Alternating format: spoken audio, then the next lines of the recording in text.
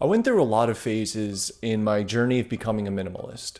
Some of these things included only limiting myself to wearing one color, narrowing down my total possessions to around 50 or so, and just flat out copying exactly what other minimalists are doing. I actually got the idea for today's video from Gabe Bolt, another YouTuber here on the platform. I thought this might be an interesting thing to go over to kind of revisit the areas that I struggled with when becoming a minimalist, and for those who are interested in starting. These are 6 stages of minimalism. But first, if you're new to my channel, thank you for stopping by. Here we talk about minimalism, frugal living, and things of that nature. So if that sounds good to you, and you end up liking the video, be sure to like and use a Patronus charm on the subscribe button. Let's get started. Now, obviously, this is just my own experience with each stage of minimalism. Yours and everyone else's is absolutely sure to look different. The first stage I went through was the discovery. In the beginning, I wasn't really sure what I was even trying to achieve through minimalism. It wasn't a clear answer. I just knew that I wanted to own less stuff. I know I haven't yet gone into the full story, but I did discover minimalism sort of on accident. After I became aware that minimalism was a way of living and there was a community behind it, I just started to immerse myself in content and explored other ways living a minimalist life could possibly benefit me. This meant books and videos on YouTube about decluttering, saying yes to only the essential, and just watching how others were doing it. This part's typically the most exciting because, speaking from my own experience, this is when I saw the most change happening for the better. The next stage was planning. Planning is playing a part in at least one point in most of my videos recently, but with good reason. This was the stage I started setting goals for myself. Goals like just reducing the amount of crap I was buying, getting more simple with my wardrobe, and changing how I viewed owning possessions and consuming. I always feel serious imposter syndrome when I talk about planning because, truthfully, I'm not very good at it. I don't even know what I'm going to have for dinner later. The next stage brought the initial declutter. Purging my closet of the many shirts and things I thought I might wear one day, but deep down, knowing that I never really would. Parting ways with most of those just-in-case items that sat in the bottom of my backpack or on my computer for years.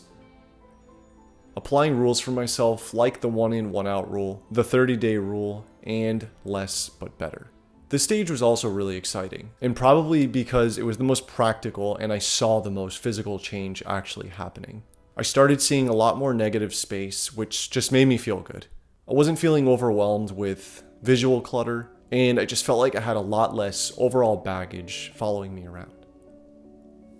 In a more poetic way of saying it, it's like I was quieting the noise in areas of my life I didn't need or wanted. It could definitely seem dramatic to say something as simple as decluttering and owning less gave me a lot more peace of mind and a lot more general focus, but that's just how I feel about it. The next stage was eliminating the non-essential. One trending theme here on my channel is me talking about the importance of our time and exactly how we spend it. Speaking for myself, my most valuable asset is my time, because no amount of work or money gets it back.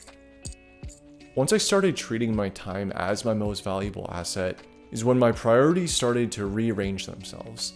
Eliminating the non-essential didn't just apply to physical items, but the decisions I made and the things I decided to be or not to be a part of. I used to be a yes person. I used to say yes to every favor or plan because I was afraid of disappointing someone. But having this attitude isn't fair to the person I'm saying yes to or to myself. This was arguably the most important stage of minimalism for me, and it's by far the benefit I feel the most passionate about. I don't value anything quite like my time or my energy. And this stage was exactly when I realized that. This next stage is a beautiful part of the process, and that is identifying the important parts of my life. And to simplify it, the parts of my life that I want to put the most time and effort into. And going off the last stage, this is a direct result of eliminating the non-essential. I've had what I've always wanted to do right in front of me for a long time, but all the noise and consumerism I indulged in just made it a little hard to see. There's really only a handful of things in my life that I feel like deserve my full attention. And while this might sound very arrogant, I have to disagree. I encourage everyone watching to be a little bit more exclusive with their time, just to see how much of it actually frees up. And the last stage for me, as far as I'm aware at least, is the ongoing process. And this is the stage I'll probably be in forever. Minimalism never really had an end goal for me. I knew I wasn't ever going to reach a certain point and just say, okay, it's time to go back to my old ways. Just to begin minimalism again, declutter again, and be in an endless loop.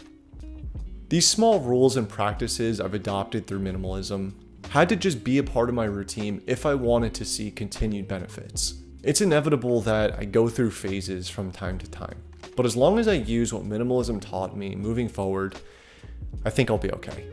Now, this isn't an instruction manual on how to become a minimalist, and I don't expect every stage here to relate to every single person watching.